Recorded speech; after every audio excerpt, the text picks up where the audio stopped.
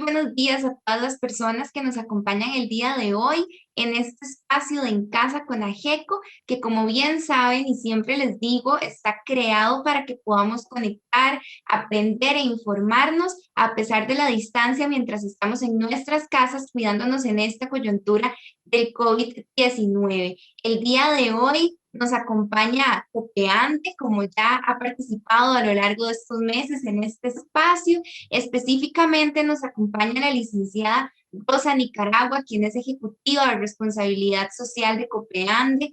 Es profesional con formación en ciencias de la información, con más de 10 años de experiencia en las áreas de capacitación, desarrollo, responsabilidad social, comunicación y gestión de la información.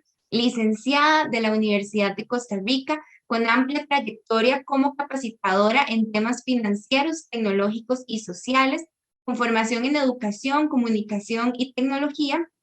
Es responsable del diseño y gestión de programas de capacitación virtual y presencial de responsabilidad social de Copeande, encargada de los procesos de comunicación, diseño y difusión, y además administradora del campus virtual de Copeande. También nos acompaña Ernesto Solano, quien es licenciado en Derecho de la Universidad de la Escuela Libre de Derecho e incorporado al Colegio de Abogados y Abogadas desde agosto del año 2015, especializado en materia de derecho de consumo bancario, mediador certificado por el Colegio de Abogados y Abogadas de Costa Rica, posee más de 6 años de experiencia en el campo de litigio en sedes como el contencioso administrativo, civil, cobratorio y arbitral. Ha liderado arreglos conciliatorios con diferentes entidades bancarias para la solución alterna de conflictos y actualmente es abogado de la Oficina del Consumidor Financiero. Así que sin más, yo les dejo con Rosa y con Ernesto. Hola, muy buenos días a todas las personas que nos acompañan el día de hoy. Para Copeande es un placer poder volver a compartir con ustedes este espacio ya mensual que nos hace falta todos los meses para poder estar cerca de ustedes. Hoy, como mencionaba Natalia, estamos con Ernesto Solano de la Oficina del Consumidor Financiero. Comentarles que Copeande forma parte de esta oficina y que la asesoría que recibimos por parte de ellos es muy beneficiosa, no solamente para nosotros, sino también para las personas asociadas. Entonces, tal vez para empezar, que las personas también conozcan qué es la Oficina del Consumidor, tal vez si Ernesto nos comenta un poco qué es esta OCF y qué es lo que hace. Muy buenos días, Rosa, para usted y para todas las personas que se conectan a esta transmisión. Muy agradecido de la invitación y poderles compartir a ustedes estos conceptos, estos mensajes que son tan importantes referentes a los derechos y deberes de los consumidores financieros, que sabemos que existen, pero que tal vez no sabemos cómo aplicarlos en la práctica. Entonces, la idea es como que conozcan un poco más sobre este tema y la dinámica me encantó. Cuando ustedes me lo plantearon, me encantó porque no es la típica exposición magistral con unas filminas, sino que más bien al hacerlo tan interactivo, como que el mensaje llega más, ¿verdad?, a las personas. Entonces, para dar inicio, como decías vos, Rosa, la OCF es una instancia privada de autorregulación que fue creada en el año 2014 con la finalidad de resolver las disputas que tienen los consumidores financieros con las entidades financieras afiliadas. Por otro lado, otro de los grandes objetivos de la oficina es promover la educación financiera por medio de charlas, capacitaciones, entrevistas en medios de comunicación, y lo que hacemos es complementar lo que las entidades financieras hacen con sus programas de educación financiera, y tal vez se hace como un enfoque un poquito más conductual o un poquito más enfocado en el tema de las emociones, de la conducta de las personas. Entonces, esto ayuda a complementar lo que ustedes hacen, que tal vez es un poquito más enfocado en entender qué es una tasa de interés, por qué nos endeudamos, ¿verdad? Entonces, esas son como las dos finalidades y lo que hace la OCF como tal. Súper bien. Ernesto, bueno, Copeande pues forma parte de la Oficina del Consumidor Financiero y nuestros beneficiarios han recibido enorme satisfacción con el servicio que ustedes brindan. Pero contanos cuáles otras entidades forman parte de la OCF, por si alguna de las personas que nos acompaña hoy forma parte de esas entidades, para que sepa que puede acudir a ustedes. Claro, Actualmente, las entidades afiliadas son prácticamente todos los bancos privados, a excepción de Banco General y Prival Bank, y tres de las cooperativas más grandes del país, como lo es Copeande, Copenae y Copeservidores. Y recientemente también se nos afiliaron los puestos de bolsa. Sabemos que, bueno, el consumidor financiero tiene múltiples productos y servicios, como lo es temas de pensiones, temas de banca o financieras, temas también de seguros y temas de inversiones. Entonces, la incorporación de los puestos de bolsa amplía más el ámbito de acción de la OCF y entonces le permite a esas personas que tienen algún tipo de conflicto con alguna de estas entidades que les acabo de mencionar, bueno, acudir a una instancia imparcial y objetiva para dilucidar o resolver los conflictos que tienen. La ventaja de que estén afiliadas es que nosotros podemos intervenir. Le podemos decir, por ejemplo, a Copeande, mire, aquí tenemos a Natalia que tiene un problema con ustedes, necesitamos que ustedes le brinden respuesta porque tal vez no está de acuerdo con lo que en primera instancia le resolvieron, ¿verdad? Si la persona no está de acuerdo con esa respuesta que le brinda la entidad, se puede convertir tal vez en un reclamo formal, que ya es cuando la oficina como tal emite un pronunciamiento que es de acatamiento obligatorio para la entidad financiera. Es decir, tienen que acatar lo que nosotros le indicamos. Y nada más tal vez indicar que esos son los casos en menor medida, porque casi todos los que ingresan a la oficina quedan en esa primera instancia de inconformidad o de queja, porque tal vez la entidad a la hora de recibir la queja por parte de nosotros dice, bueno, por un tema de servicio, por un tema de servicio al cliente, vamos a acceder a lo que el consumidor está solicitando. Entonces, ahí queda. No es necesario que nosotros emitamos un pronunciamiento, pero algunos casos sí requiere que ya nosotros emitamos ese pronunciamiento que, como les decía, es completamente objetivo. ¿Cuál es la desventaja de que una entidad no esté afiliada? Que nosotros no podemos intervenir, ¿verdad? Entonces, una casa comercial o estas empresas que se dedican a vender electrodomésticos no están afiliadas a la oficina. Entonces, si la persona nos pone una queja que tal vez no le están cumpliendo con las condiciones del contrato o bien le están cobrando algo indebido, ahí lo que nosotros podemos hacer simplemente es darle como una orientación de cuáles son sus derechos y a qué instancia puede acudir, ¿verdad? Eso es como una respuesta automática que la página web nuestra le da a la persona dependiendo del tema que está escogiendo, ¿verdad? Entonces, es muy fácil, la persona tiene, o cuando ya ingresa a nuestra página web va a ver que es muy fácil a la hora de presentar una queja, no requiere que la persona se traslade hasta nuestras oficinas para presentar la queja, todo se hace por medio de nuestra página web. Hay algunos casos que desde luego los atendemos de manera física por razones excepcionales, ¿verdad? O bien que la persona quiera llamar, no es necesario, pero en veces también nosotros brindamos esa orientación vía telefónica, pero es muy sencillo, la verdad es muy sencillo, y la idea es que más entidades se nos afilien. Exacto. No solamente eso, Ernesto, hemos visto también la gran importancia en que esta asesoría legal es gratuita, ¿verdad? Que eso es otra cosa importante de mencionar, que las personas que nos acompañan hoy y las personas que acceden a los servicios de la Oficina del Consumidor Financiero, toda esta asesoría de que yo no sé qué hacer con un contrato, no sé cómo interpretar una cláusula, todo, ustedes se la brindan de manera gratuita, lo cual, pues obviamente es un gran beneficio para que todas las personas puedan acceder libremente a esta información.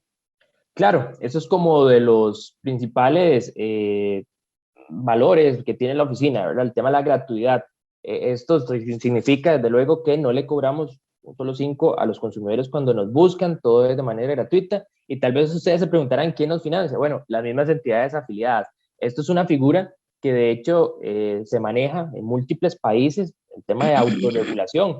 Y nosotros lo valoramos mucho porque las entidades, o esto demuestra que las entidades afiliadas son bastante maduras, es decir, voluntariamente se afilian a una organización imparcial, ¿verdad? Para que precisamente vele porque todo se cumpla como se estipula en los contratos o como estipula la normativa, ¿verdad? Entonces, esto es algo que hay que resaltar, ¿verdad? El tema de la imparcialidad y el tema también que nuestras resoluciones o el proceso como tal para canalizar una queja es bastante rápido en comparación con otras instancias administrativas, como por ejemplo el Ministerio de Economía, que sabemos que en el Ministerio de Economía, por medio de la Dirección de Apoyo al Consumidor, ingresan quejas desde la garantía por el celular que se compró hasta por el tema de publicidad engañosa y entonces ellos tal vez no tienen tanto tiempo o les llegan muchísimos casos de diferentes temas, ¿verdad? Entonces, como la oficina del consumidor financiero está especializada en temas de consumo financiero, Ujú, los tiempos de respuesta son muchísimo más rápidos. Ni qué ujú, decir de las instancias judiciales, ¿verdad? Que pueden durar 5 o 6 años ventilándose un proceso ujú. civil, ¿verdad? O el que sea de consumo, porque son temas tal vez que están saturados los juzgados como tal. Ujú. Exacto, no, esto es súper importante para que podamos tener esta justicia pronta y cumplida, ¿verdad? Como mencionamos. Pero Así justamente es. hablando de eso, Ernesto, ya para hablar propiamente de lo que son los derechos del consumidor financiero, yo quería preguntarte cuál es la importancia de estos derechos y en qué se fundamentan. Claro, Rosa, como les decía al inicio, l- todas las personas debían de tener en cuenta y presente el tema de los derechos como tal. Lamentablemente, día a día uno ve muchas injusticias, ve muchas prácticas abusivas que tienen entidades financieras, comercios, hasta mismas organizaciones o órganos del Estado, ¿verdad? Porque precisamente las personas no saben que tienen derechos y tampoco saben cómo hacerlos valer, ¿verdad? Entonces, es importante que las personas tengan presente el tema de los derechos y deberes del consumidor. El fundamento como tal de los derechos del consumidor podemos hablar desde como las normas internacionales, ¿verdad? Que firman todos los países, como por ejemplo la Convención Americana de Derechos Humanos, que ya habla de derechos del consumidor, ¿verdad? Y propiamente aquí en Costa Rica tenemos la Constitución Política, que es como la norma más importante, la que fundamenta absolutamente todo, las leyes, los decretos, absolutamente todo. Nuestra Constitución Política, que data del 1949, ya viene incorporado un artículo que habla sobre los derechos del consumidor y se le indica a las personas que tienen derecho a la protección de los intereses económicos, ¿verdad? Y ojo, esto se deben interpretar como que se le deben de cuidar esos, los inquitos, ¿verdad? Como uno popularmente dice, ¿verdad? Que se le debe proteger el dinero a las personas y además que se le debe de informar a las personas de manera veraz, de manera oportuna y de manera clara, ¿verdad? Entonces ya se le da como esa importancia al tema del acceso a la información, porque si usted se pone a ver, muchas de las quejas que ingresan, por lo menos a la oficina o a diferentes instancias, se deben a temas de que no protegen los intereses del consumidor y no hay información clara, veraz y oportuna,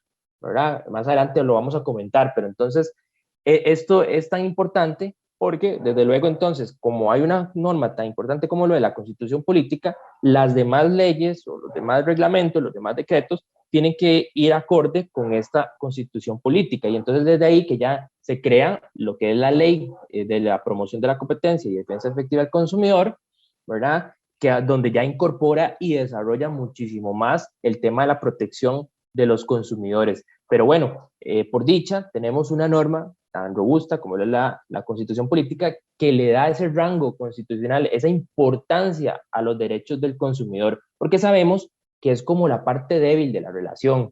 No es lo mismo comparar un comercio, ¿verdad? Que tiene, no sé, que se dedica a distribuir tenis, ¿verdad? Ese comercio lo que sabe o su especialidad es en la elaboración de la tenis, sabe con las características del producto, mientras que el consumidor no es experto en la materia, ¿verdad? Entonces, ese comercio le debe dar esa información al consumidor de manera previa, de manera clara, de manera veraz, para que ese consumidor tome decisiones informadas, ¿verdad? Y esto sin duda lo que va a hacer es como equilibrar ese mercado o equilibrar esas diferencias que existen entre el consumidor y los comerciantes o productores. ¿Qué pasa, por ejemplo, Ernesto, si digamos yo como consumidor ya no de un comercio, por ejemplo, como el que nos mencionabas de tenis, sino, por ejemplo, yo como consumidor de un producto financiero, eh, digamos que lo adquiero, adquiero un producto, un servicio y demás. ¿Qué pasa, por ejemplo, si no me dan copia del contrato? ¿Se estaría violando este derecho al recibir la información? ¿Cómo podríamos abordarlo? Claro, excelente ejemplo, Rosa. Eh, una de las cosas donde, o de los temas donde más nos presentan quejas y denuncias en la oficina es precisamente cuando se omite dar la información, ¿verdad? Se omite porque tal vez no le dan esa copia del contrato a la persona o bien se la entregan, le entregan la copia del contrato, pero tal vez 10 días después de que la persona ya firmó. Entonces uno dice, bueno, si me dan esa copia del contrato 10 días después, ¿cómo hago yo para firmar y entender? ¿O qué pasa si yo tengo alguna duda? Y ya si usted firma, sí se puede hacer procesos después, ¿verdad? Pero son procesos judiciales, ¿verdad? Como por ejemplo para quitar una cláusula que más adelante lo vamos a ver. Pero lo ideal es que a uno le manden la copia del contrato, uno lo revisa, hasta le puede preguntar a algún conocido abogado, algún familiar abogado o experto en la materia, ¿verdad? Y de esa manera, entonces ya después, cuando ya se va a firmar, decir, vea, es que no estoy de acuerdo con esto, o vea, esto no lo entiendo, necesito que me lo expliquen más a fondo. Pero si ya me lo mandan 10 días después y firmé, es muy difícil, ya la información no es oportuna, ¿verdad? O bien, en otras ocasiones, y ya esto ha sido como desarrollado ampliamente por los tribunales de justicia del país, que ahora no solamente basta, Rosa, y ojo qué importante, no solamente basta con, por ejemplo, mandarle la copia de la escritura o la copia del contrato a la persona, sino que la entidad financiera debe de cerciorarse que la persona entendió lo que estaba estipulado en el contrato. Entonces, es uno, informar de manera clara, veraz y oportuna, y dos, asegurarse que la persona entendió. Sabemos que a veces se complica así para las entidades financieras y en general para el comercio, como cerciorarse que la persona haya entendido. Pero bueno, ya esto es algo que ha sido desarrollado ampliamente por tribunales también internacionales, como en España, en Italia, y entonces tienen que ver de qué manera comprueban de que la persona entendió esas disposiciones. Entonces, ya sea que la persona autorice para grabar la sesión o que firme un documento en donde la persona dice, entendí todos los términos y estoy de acuerdo con esto, ¿verdad? Pero bueno, eso es porque precisamente hay una norma general importante que es la Constitución Política, hay una ley más específica que habla sobre el tema del acceso a la información y bueno, se debe interpretar que la información debe ser clara, veraz y oportuna. Hay veces que también la información puede hacer de que esté ahí o le manden a usted las copias de la escritura o el contrato, pero viene en letra pequeñita o viene en un lenguaje que nadie, absolutamente Muy nadie lo puede técnico. entender exactamente por lo técnico. Entonces, de hecho, lo que se ha interpretado, y nosotros en la Oficina del Consumidor Financiero elaboramos un protocolo de buenas prácticas con la finalidad de que si la entidad tiene que generar un contrato muy técnico, bueno, que elabore un resumen de las condiciones más importantes con un lenguaje sencillo, ¿verdad? Como por ejemplo, su tasa de interés es tanto anual y mensual, las comisiones que se le van a cobrar son tanto, los seguros que tiene son tales, la fecha de pago son tales fechas, el plazo es tan, como el lenguaje muy, muy sencillo y al grano, ¿verdad? Con el fin de que esa persona, si no entiende la escritura, porque son tal vez 25 páginas y con lenguaje de abogados, que normalmente mis colegas utilizan ese lenguaje técnico, bueno, puedan acudir a ese resumen y de esa manera puedan tener ya como el panorama un poquito más claro. Entonces, sin duda, el tema del acceso a la información podemos tenerlo con ese ejemplo más claro. Ve, por ejemplo, ahora que mencionabas esto del tema de información que venía y demás, mencionaste el tema de seguros. Yo he escuchado, por ejemplo, algunas personas que adquieren un producto financiero y que tal vez después de que ya pasó el tiempo de afiliación y ya tienen cierto tiempo de estar utilizando el servicio, se dan cuenta, por ejemplo, que les están cobrando un seguro o un servicio asociado a ya sea su crédito o a su tarjeta que ellos nunca autorizaron o que no tenían conocimiento de que se les estaba cobrando. En este caso, por ejemplo, ¿qué podrían hacer las personas o qué derecho les podría proteger en este caso? Ok, en ese caso en específico, como que estamos viendo dos tipos de derechos, porque primero, si le están cobrando un seguro que la persona nunca autorizó, ¿verdad? Entonces ahí hay un tema de acceso a la información, porque no le informaron de manera previa, ¿verdad? Que le iban a cobrar un seguro. Y sabemos que los seguros son una herramienta excelente para los consumidores, porque te permiten que en caso de que estés desempleado o te despidan, aplique un seguro, ¿verdad? Por X tiempo. O si la persona tiene algún accidente y lo declaran en estado de invalidez, también aplica el seguro. O si la persona fallece, igual, ¿verdad? Entonces son como herramientas muy efectivas para cuando uno tiene algún tipo de crédito. Pero ¿qué es lo que pasa? Que la entidad tiene que informar. tiene que mandarle al consumidor la copia de ese contrato con la aseguradora, las condiciones de ese seguro, ¿verdad? Y toda esa información detallada de cuándo cubre y qué no cubre, ¿verdad? También, por otro lado, está también el tema de la libre elección, que yo como consumidor puedo elegir qué seguro y cuál seguro no. Ahorita son como dos los seguros que sí son obligatorios, como por ejemplo el tema cuando usted tiene un automóvil, que sí o sí tiene que pagar ese seguro, o el de incendio cuando usted tiene una vivienda, pero los demás seguros sí son voluntarios. Es decir, la persona es la que elige cuál seguro. Hay como todo un tema ahí a nivel legal, ¿verdad? De que si usted no acepta un seguro, entonces yo no le doy el producto. Bueno, puede hacer de que la entidad, porque no se puede también obligar a una entidad financiera a que le dé un crédito, ¿verdad? Pero no puedo yo supeditar entregarle una tarjeta de crédito o un tema de entregarle un crédito personal, ¿verdad? A que adquiera un seguro determinado con X aseguradora. No, yo como consumidor, ¿verdad? Hemos visto casos en donde la persona dice, sí, me parece que el tema del seguro de desempleo es sumamente importante, porque tal vez estoy trabajando en una empresa multinacional, no sé cuánto va a estar aquí en el país, o el tema de las políticas, ¿verdad? Como tal, que si suben los impuestos se van. Entonces, para esa persona es bastante efectivo tener un seguro de desempleo, pero esa persona puede decir, pero no lo quiero con la entidad aseguradora con la que usted trabaja, lo quiero con otra porque me brinda mejores condiciones, o porque ya tengo muchos años de trabajar con esa entidad, y eso perfectamente lo puede hacer el consumidor, porque hay un derecho a la libre elección. Yo puedo elegir qué seguro y cuál entidad aseguradora, como en otros temas, ¿verdad? También. Ok, súper bien. Y ve, por ejemplo, hay otra cosa que me llama un poco la atención con este tema de los contratos, ¿verdad? Y sobre todo con los reclamos y demás. A veces, digamos que yo hago un reclamo a una entidad financiera y entonces me dicen, bueno, voy a resolver, digamos, a su favor, pero lo hacen como parcialmente, ¿verdad? Sin embargo, en el documento que yo firmo de resolución, ya sea que me devolvieron, me hicieron un reintegro o algo por el estilo, siempre nos ponen una clausulilla que dice que al firmar yo renuncio, por ejemplo, a la posibilidad de reclamar en el futuro. Pero tal vez yo después, revisando ya el arreglo, como dice uno, ya con la cabeza fría y todo, me doy cuenta de que no fue ventajoso para mí, o que tal vez se violentaron algunos de mis derechos, ¿verdad?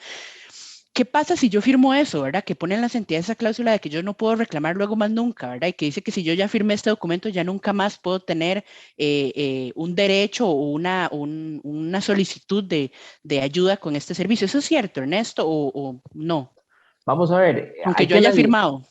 Exacto, hay todo un tema, Rosa, porque hay veces que sí, como decís vos, las personas tienen algún tipo de conflicto, la entidad o la empresa o el comercio llega como a un acuerdo y lo ponen a firmar como un finiquito. Y en ese finiquito incorporan una cláusula que la persona no puede ventilar ese tema ya en otra sede. Hay una interpretación que dice que la persona sí puede acudir. Lo que pasa es que entonces la entidad después se tiene que defender y decir, no, mire, yo ya llegué a un acuerdo con esa persona y se dio por satisfecho. Entonces ya eso como que va a quedar en interpretación del juez si se puede o no. Hay un tema en donde a mí me parece que ahí sí no vale esa cláusula como tal, y es cuando, por ejemplo, usted adquiere un carro, ¿verdad? Se supone que el carro es nuevo, y de una vez en el contrato se establece que esa persona renuncia a hacer cualquier tipo de reclamo, ¿verdad? Aunque suene descabellado, han pasado casos así. Entonces, esa cláusula que viene incorporada en un contrato que apenas está adquiriendo el producto y indica que no puede hacer reclamos ni quejas o acudir a una sede judicial, es completamente improcedente, porque todos tenemos derecho a acudir a instancias imparciales y objetivas para reclamar, ¿verdad? O para presentar una queja con respecto al servicio, el producto que uno está adquiriendo. Como le digo, en esos casos en donde uno adquiere algo nuevo o tal vez usado, pero que está en garantía, ¿verdad? Lo que sea, no pueden haber ese tipo de cláusulas que limiten la responsabilidad del comercio o del productor o del proveedor, porque eso está claramente desarrollado por la normativa de protección al consumidor. Y Ajá. tal vez en el caso de los finiquitos, como te digo, es más entendible porque ya como que se le reparó a la persona ese derecho. Entonces hay que hacer como esa diferenciación, pero nunca, nunca se puede limitar ese derecho a que las personas puedan reclamar en instancias objetivas e imparciales. Ok. O por ejemplo, a veces algunos contratos de servicios o productos que dicen, por ejemplo, que yo solo puedo, qué sé yo, hacer uso de la garantía una vez, por ejemplo, y ya después ya no más. Ya, como ya me dieron servicio una vez, ya no. Entonces, en este caso sí aplicaría esto de una cláusula abusiva, ¿verdad? Porque solo me están dejando y tal vez el producto pues va a fallar más veces durante el tiempo de garantía que tenga. Que esa es otra pregunta, Ernesto, que me surge ahorita, el tema del tiempo de garantía, ¿verdad? Cuando adquirimos productos, servicios que a veces nos dicen que es un mes y a veces nos han consultado varias veces porque es un poco confuso el tema de cuándo aplica ese mes, ¿verdad? Que si yo compré el 5 de febrero, ya el 6 de marzo ya no vale la garantía o este tipo de cosas. Tal vez si nos amplías un poquitín ahí aprovechando el comercial. Claro, claro. El tema de las garantías es algo que siempre se está consultando. En este caso, tal vez la Dirección de Apoyo al Consumidor del MEIC es la que más recibe ese tipo de casos, sin duda, porque es como la instancia donde se puede presentar las denuncias. Pero bueno, lo que hay que tener claro es que la garantía son 30 días hábiles, no un mes calendario, como a veces lo establecen los comercios, ¿verdad? Y también lo que hay que tener claro es que la persona es la que decide si lo que se tiene que hacer es la reparación, el cambio del producto o la devolución del dinero pagado.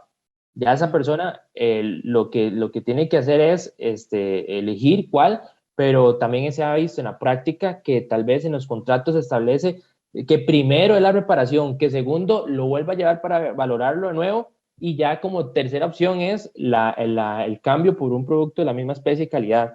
No, no, no, es el consumidor el que elige, ¿verdad? Si yo estoy comprando un producto nuevo, me sale malo y yo digo, no, no, ya no quiero porque tuve una mala experiencia, denme otro o devuélveme el dinero. La entidad o el comercio lo tiene que hacer porque es el consumidor el que decide, ¿verdad? Y eso es una mala práctica que hemos visto muy recurrentemente, que es el comercio el que decide o que incorpora una cláusula que eventualmente, dependiendo si se lleva a una instancia judicial, puede ser declarada como abusiva. Las cláusulas abusivas, tal vez hay algo que hay que tener claro en este tema, y es que han como hecho creer que si usted firma un contrato, listo, eso es santa palabra, no puede haber ningún tipo de modificación, usted tiene que cumplir con lo que se indica ahí por sobre todas las cosas, aunque vaya en contra de sus intereses económicos, ¿verdad? Como lo dice la Constitución política, y eso no es así.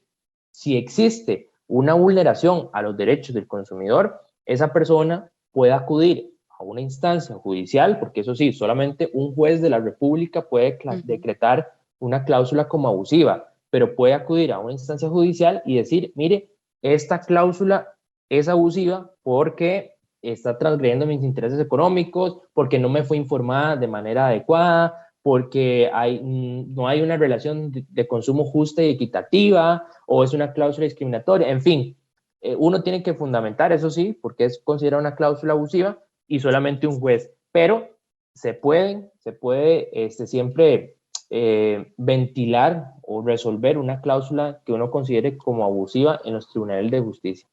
Ok, súper. Ernesto, otra consulta. En el caso de las personas adultas mayores, a veces estas acuden a solicitar servicios o productos financieros en entidades, ¿verdad? Y es muy dado el caso de que muchas veces se los niegan. ¿Qué pasa en estos casos? ¿Qué derechos tienen estas personas o cómo es que funciona la dinámica de este asunto? Claro, bueno, esta pregunta es importantísima porque desde luego va de la mano con el público que hoy también tenemos, ¿verdad? Y la idea con ese punto en específico es dar a conocer que no puede haber discriminación. Esto es algo también desarrollado ampliamente por la Sala Constitucional y nuestros tribunales de justicia. En la práctica, lo que hemos visto es que las personas adultas mayores, cuando tal vez acuden a una entidad financiera, algunas entidades financieras, no todas desde luego, han tenido una mala práctica y es denegarle el crédito a la persona y hasta le indican, mire, es que se la negamos por su edad, porque tiene 70 años, entonces no le podemos dar un crédito. Ahí lo que hay que tener en cuenta y sopesar es el tema de los riesgos, que obviamente no podemos dejar de lado que hay más riesgo de otorgarle un crédito a una persona de 70 años que a una persona tal vez de 30 años, ¿verdad? Por los temas de probabilidad de fallecimiento.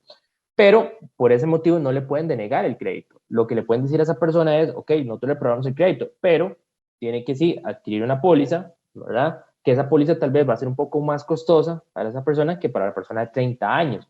Pero lo que pasa es que no le pueden denegar a esa persona el crédito por el hecho de ser adulto mayor, porque eso no podría ser o constituirse un tema de discriminación. Como les digo, puede hacer de que la póliza que vayan a adquirir sí sea más alta por el tema del riesgo. A mayor riesgo, más alto va a ser el precio Claro. que se va a pagar por el seguro, o hasta también por temas de intereses.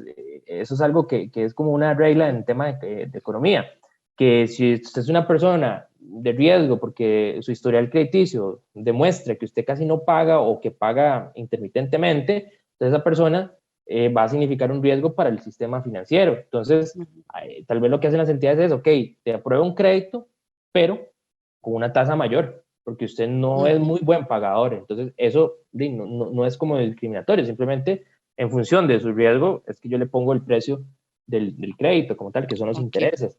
Entonces, hay que tenerlo presente como para no llevarse una mala impresión de a veces de la forma en la que trabajan las entidades, algunas entidades financieras. Claro, de aquí lo importante entonces es entender que no me pueden negar el crédito, pero sí puedo tener condiciones diferentes debido a los riesgos relacionados.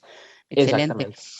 ¿Qué pasa, por ejemplo, Ernesto? Que este es un tema también que a veces vemos recurrente sobre todo en parte financiera, que a veces yo estoy en mi casa muy tranquilo y me empiezan a entrar llamadas de empresas que yo ni siquiera conozco para ofrecerme productos y servicios financieros, que mire que la tarjeta de crédito y demás, o peor aún, que a veces me llaman personas que yo tampoco conozco a cobrarme deudas de gente que un tío, que un abuelo, que un hijo, que yo ni siquiera tenía nada que ver en el crédito y demás, pero me llaman a mí y yo nunca les he dado ni mis datos ni mi autorización para que me estén contactando. ¿Qué puedo hacer en ese caso? Claro, eso es un tema ligado a otro, los derechos que tienen los consumidores y es al tema de la protección de los datos personales. Todos los consumidores tienen ese derecho y las entidades financieras, los comercios, los organismos del Estado también deben de respetar, porque uno tiene derechos a la protección o tiene el derecho a la protección de los datos personales. De hecho, existe en Costa Rica una ley en específico que tutela este tema y habla sobre temas o conceptos muy importantes como es el del consentimiento informado, que es que yo debo de dar ese consentimiento a las empresas para que me llamen, para que me ofrezcan productos y si yo no ofrecí o no di ese consentimiento, no lo pueden hacer, ¿verdad? Y ese consentimiento además debe estar redactado en físico o bien en un correo electrónico, pero tiene que existir, no simplemente decir, ah, no, es que yo supuse que él estuvo de acuerdo en que yo lo llamara para ofrecerle productos. No. Tiene que haber una solicitud de expresa mía, ¿verdad? De que quiero que me llamen para que me ofrezcan productos. Y desde luego, no está permitido en Costa Rica llamar a terceros. Solamente en caso de que la persona tenga una deuda, porque también no podemos desconocer que el acreedor tiene ese derecho de cobrar la deuda, ¿verdad? Y una obligación por parte del consumidor pagar esa deuda. Pero lo que no está permitido es que esa entidad llame a terceros para cobrar la deuda, porque esos terceros, volvemos al punto de que no han dado ese consentimiento informado para que los contacten. Entonces, si yo no di ese consentimiento ni tampoco ese tercero, no lo pueden llamar. Solamente pueden llamar al deudor, al codeudor o al fiador de un crédito. Esto, lamentablemente, sí, es muy recurrente que llamen a terceros.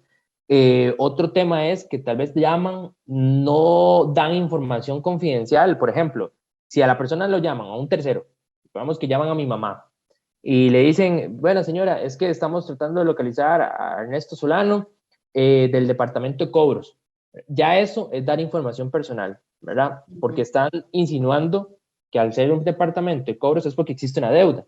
Entonces, ahí están dando ya información personal y sensible y eso no se puede, ¿verdad? Eso está completamente prohibido. O cuando llaman o mandan correos electrónicos al lugar de trabajo, ¿verdad? Indicándole, bueno, ese es el departamento de cobro, necesitamos contactar a tal persona. Eso está completamente prohibido, porque yo nunca autoricé a que se contactaran con mi lugar de trabajo para la gestión cobratoria, ¿verdad? Y además, la empresa como tal tampoco autorizó para que le mandaran cobros o mensajes de cobros de un colaborador. Entonces, en ambas vías están transgrediendo la protección de los datos de las personas. Y esto es algo que hay resoluciones de la Sala Constitucional recientemente en donde dicen y han condenado a entidades o a bufetes de abogados o empresas que se dedican a gestionar los cobros porque hacen un manejo muy, muy inadecuado de los datos personales de las personas. Entonces, hasta salen multados por este tipo de gestiones. Y también las personas pueden acudir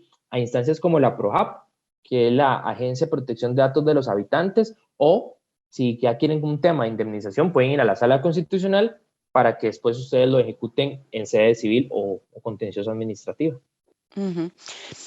Ernesto, qué importante este tema, ¿verdad? De evitar los contactos que no hemos solicitado, ¿verdad? Y que tenemos un derecho al respecto.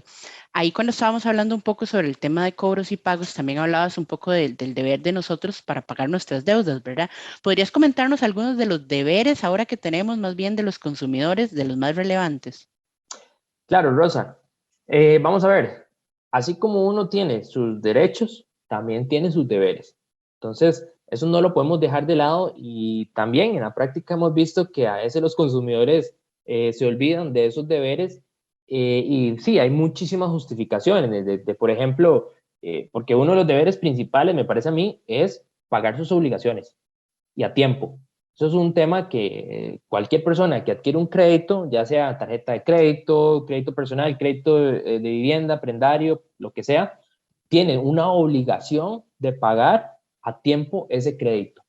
Si existen temas de que se disminuyeron los ingresos, que hubo un evento inesperado y entonces se tuvo que destinar el dinero que se tenía para ese crédito, para ese evento inesperado, bueno, comuníquese con la entidad financiera, comuníquese con la empresa para dar a conocer esa situación, pero hay una obligación de pagar a tiempo. Entonces, yo diría que eso es como una de las obligaciones más importantes que tienen los consumidores. Y por otro lado, el tema de dar aviso cuando las circunstancias cambian, ¿verdad? O bien cuando la persona por X o Y motivo cambia de correo electrónico o cambia de número telefónico, bueno, yo tengo la obligación de informarle a la entidad, mire, cambié de número, cambié de correo electrónico, entonces a partir de ahora ahí es donde usted me tiene que contactar, porque si no se hace, bueno, primero la entidad no va a poder comunicarse para darle mensajes importantes, ¿verdad? Como cambios en condiciones o lo que sea. Y también, por otro lado, hay que si la persona hace cambio y no lo informa, prácticamente lo que está haciendo es como escondiéndose y eso tampoco está como adecuado. Entonces, yo diría que ese tema de esa obligación que tienen los consumidores de pagar a tiempo sus deudas y el tema de tener actualizado la información sería como esas obligaciones más importantes. También hay algunos otros que también tienen que ver con el tema de la comunicación y es cuando una persona tal vez se le pierde la tarjeta de crédito o le cometen un fraude y la persona simplemente deja que pase el tiempo y después se acuerda y hace el reporte, sepa que si el reporte no se hace de manera inmediata y empezaron a entrar transacciones, esa persona va a tener que asumir esas transacciones, porque la responsabilidad de la entidad es a partir de que hace el reporte y se dan transacciones. Pero si yo no reporto de manera inmediata y hay transacciones, esas transacciones le corresponden al consumidor. Entonces, temas de capacidad de pago, Rosa, también es un tema que me parece a mí que si bien las entidades financieras tienen que hacer todo un análisis de si la persona tiene suficiente patrimonio para responder o dinero, ingresos para responder por las deudas, ¿quién mejor que uno mismo sabe cómo está su situación financiera? Entonces, si yo sé que ya tengo tal vez 5 créditos y ya mi capacidad no da para uno más, yo me debo de abstener a ir a una entidad financiera a pedir crédito. ¿Qué es que es la única manera para comer? Bueno, sepa que entonces 5 en 5 o un mes ya usted no va a tener plata para pagar ese crédito y lo van a embargar y lo van a ejecutar. Entonces, yo mismo tengo que tener en cuenta cuál es mi capacidad de pago o mi capacidad de endeudamiento. Entonces, tal vez esos son como los principales derechos que tienen deberes que tienen los consumidores financieros que tienen en cuenta siempre. Ahora que mencionabas un poco el tema de la información de contacto, a mí me parece importante también aclararle a nuestras personas que nos acompañan el día de hoy que es importante mantener la información de contacto actualizada porque obviamente la entidad requiere hacernos partícipes de cierta información importante. Sin embargo, es muy importante también que usted mantenga cuidado de esa información de contacto, porque recordemos que en épocas, sobre todo como en la que estamos actualmente, aumenta muchísimo el tema de fraudes, el tema de rebajos o cobros indebidos a veces también. Entonces, algo importante que mencionar primero en la parte de fraudes es que, como mencionaba Ernesto, si usted se le pierde la tarjeta o revisando su estado de cuenta ve algún movimiento sospechoso o no reconocido, o le llega, ahora que las entidades nos envían un mensaje de texto cada vez que se pasa nuestra tarjeta, algún cobro que usted no reconoce, tiene que llamar de inmediato a la entidad para que le puedan revisar a ver si es que algo está pasando. ¿Qué es lo más importante acá? Que siempre debe ser usted el que contacte a la entidad. No caiga en estos fraudes que usted lo llaman y le dice, mire, soy fulanito de tal del departamento de fraudes del Banco Los Patitos y me están llamando, lo estoy llamando porque hay movimientos extraños en su cuenta, mire, ingrese aquí, haga esto, haga lo otro. No, las entidades financieras nunca le van a contactar para mencionarle que se están dando fraudes o demás. Lo que sí se estila en las entidades financieras es que si se detectara alguna vulneración de los sistemas de seguridad, se envía una comunicación masiva, es decir, todas las personas que podrían haber sido víctimas, y les dice, miren, el banco estuvo, qué sé yo, un intento de fraude y queremos saber si usted formó parte de esto o no. Vaya a una entidad financiera autorizada y exponga su caso. Es decir, no le van a decir, mire, entra a este enlace, cambie esta contraseña, haga esto. Nada de eso lo va a hacer una entidad financiera, sino que más bien se invita a las personas que se acerquen a la entidad de manera física, ojalá, para poder resolver estos asuntos. Por mucho correo que le envíen, por más que le hablen a usted bonito, con lenguaje que hasta parece de verdad técnico y informado y demás, nunca caiga en esto, no dé información, tampoco ingrese a ninguna página, aunque sea la página propiamente de la entidad financiera que le dan, que mire que le voy a mandar una contraseña genérica mientras tanto, no, estos son parte de los intentos de fraudes que hacen los delincuentes. También el tema de las contraseñas, Ernesto mencionaba que hay que resguardarlas, ¿verdad? De manera personalísima, nunca comparta sus contraseñas con nadie y revise constantemente su estado de cuenta para que usted verifique o pueda identificar cualquier movimiento sospechoso que pueda haber ahí. Esto es un anuncio comercial ahí de consejos útiles de seguridad, sobre todo en la época en la que estamos, ¿verdad? Que aumentan tantísimo el tema de fraudes, de intentos de estafa y demás. Por ahí también, Ernesto, algo que mencionabas un poco antes que tal vez no me quedó claro, es el tema de la responsabilidad objetiva. ¿Podrías explicarnos tal vez rápidamente qué es o qué implica esto? Claro, Rosa, ese tema de la responsabilidad objetiva es muy importante tocarlo siempre cuando se habla de derechos del consumidor porque, como les decía al inicio, se entiende que el consumidor es como el eslabón o la parte débil de la relación de consumo. Entonces, lo que hizo el legislador es como decir, ok, vamos a crear un sistema así, de libre mercado en donde las personas pueden intercambiar sus bienes y sus productos, comprar bienes y productos, pero vamos entonces a poner como un tema un poquito más riguroso en cuanto a la responsabilidad de la entidad, el proveedor, comerciante o productor. Entonces, lo que se indica es que si hay algún daño, ¿verdad?, en el bien o en el servicio que está adquiriendo el consumidor, es el comerciante, el productor o el proveedor el que debe de demostrar de que es ajeno al daño. Es decir, el proveedor, comerciante o productor tiene que decir, no, mire, yo no provoqué ese daño.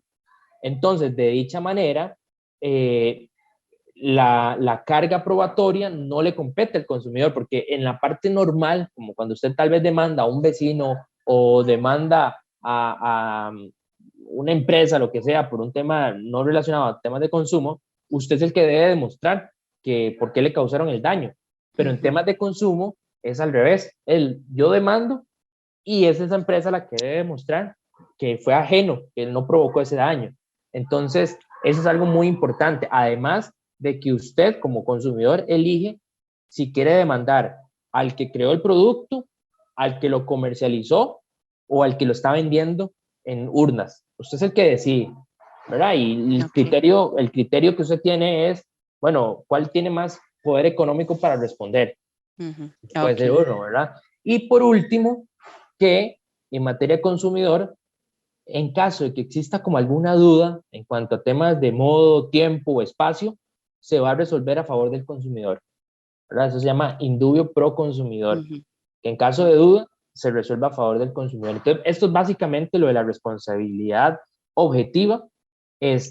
Como les digo, esto es para proteger un poquito más al consumidor, porque sabemos que estamos en un tema de libre comercio, hay libertad de contratación, entonces está bien, pueden usted vender todo lo que sea y con el precio que sea, ¿verdad? Pero entonces debe responder. Ah, genial. Muchas gracias por la aclaración. Y nada más una última consulta que me queda por ahí en cuanto a lo que es el tema del récord crediticio, que también son consultas que a veces nos hacen bastante, ¿verdad? ¿Qué pasa, por ejemplo, Ernesto, si mi récord crediticio está manchado? ¿Por cuánto tiempo, digamos, yo voy a tenerlo así si yo me atrasé en una deuda o algo? ¿Y qué podría hacer yo para mantenerlo limpio? Si es que se puede o no se puede, o cómo funciona. Tal vez si nos amplias ahí un poquillo de esos para ir cerrando. Claro, esa es una de las preguntas más recurrentes que recibimos en la oficina. El récord crediticio no es más que ese historial o esa hoja que demuestra qué tan buen pagador es usted. Entonces, ahí se va a demostrar si yo me atrasé, cuánto me atrasé yo, qué calificación tengo yo como deudor, ¿verdad? Y esto sin duda lo pueden ver las entidades financieras. Entonces, ahí es la importancia de tener un buen récord crediticio, tratar de no pagar a destiempo, pagar siempre en la fecha estipulada, ¿verdad? Los datos del récord crediticio van a mantenerse por 4 años. Entonces, por ejemplo, si yo tengo un crédito y me atrasé 60 días, es decir, 2 meses, pero después yo llegué y pagué, me puse el día, esos 60 meses que yo me atrasé van a quedar reflejados en mi historial por 4 años. 4 años en donde yo no puedo eliminarlo. Entonces, Aunque me haya puesto al día. Aunque se haya puesto al día, van a quedar ahí en su historial crediticio. Ya después de los 4 años, eso se elimina. Y otro tema es que esos 60 días de atraso que se ven reflejados también van a repercutir en la calificación que yo tengo como deudor, ¿verdad? Entonces, por eso es tan importante tratar de no atrasarse en el pago de los créditos, porque eso va a haber, o las entidades van a ver, y después, si usted quiere ir a solicitar un crédito, le van a decir no, porque es que usted tiene una mancha. Refleja su historial que usted tuvo 60 días de atraso, entonces por eso no le vamos a dar un crédito. Entonces, es importantísimo siempre pagar a tiempo para que su historial crediticio no se vea perjudicado. ¿Dónde puedo consultar mi historial crediticio? Si usted tiene firma digital, puede ingresar a la página de la SUGEF. Hay un apartado en donde usted puede consultarlo, en el tanto tenga la firma digital. Si no la tiene, puede acudir a cualquier entidad financiera regulada, solicitar que se lo imprima. Tiene un costo dependiendo de cada entidad. Ya ahí cualquier entidad puede poner ese costo, que aproximadamente son como $5, pero bueno, cada una tiene una tarifa diferente. Y por último, entender que no hay manera de eliminar las manchas. Eso es algo que a veces nos preguntan, ¿cómo hago mancha? No hay manera, ¿verdad? Las manchas se eliminan de manera automática al cabo de los 4 años. Ok, aquí en el chat les estoy poniendo donde pueden ustedes consultar su historial crediticio si tienen firma digital, como mencionaba Ernesto, y también por ahí les compartí el teléfono y la página de la Oficina del Consumidor Financiero para que ustedes puedan contactarles, aclarar dudas y demás. Y pues nada más agradecerte, Ernesto, por toda esta información que nos has compartido el día de hoy, importantísima y valiosísima, y que estoy segura que va a ser de gran ayuda para todas las personas que nos están acompañando el día de hoy.